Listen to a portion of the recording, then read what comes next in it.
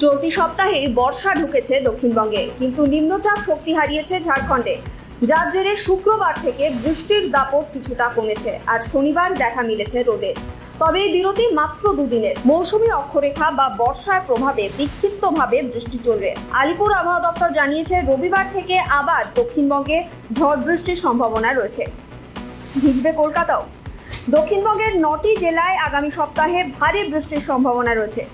শনিবার বিক্ষিপ্তভাবে বৃষ্টি হবে দক্ষিণবঙ্গে, বজ্রবিদ্যুৎ সহ মূলত হালকা ঝড় বৃষ্টির পূর্বাভাস দক্ষিণবঙ্গে।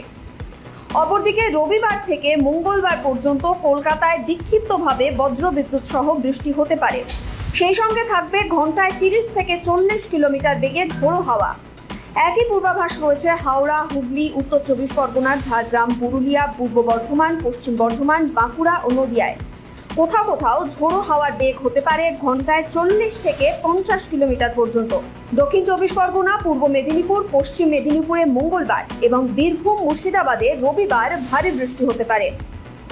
শনিবার সর্বনিম্ন তাপমাত্রা 26.3 ডিগ্রি সেলসিয়াস, সর্বোচ্চ তাপমাত্রা ছিল 29.6 ডিগ্রি সেলসিয়াস। বাতাসে জলীয় বাষ্পের পরিমাণ আপেক্ষিক আর্দ্রতা 90 থেকে 95%। বৃষ্টিপাতের পরিমাণ 0.1 মিলিমিটার।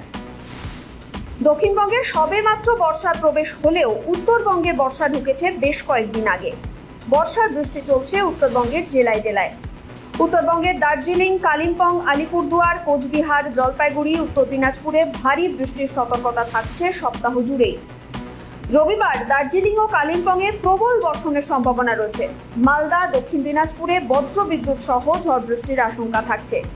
আগামী সপ্তাহের শুরু পর্যন্ত টানা চলবে এই দুর্যোগ।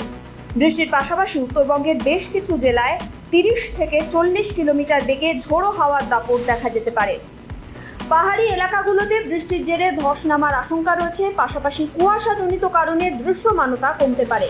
তাই সড়ক পথে যান চলাচলের ক্ষেত্রে বাড়তি সতর্কতা নেওয়ার পরামর্শ দেওয়া হয়েছে। Bureau report, sky news Bangla.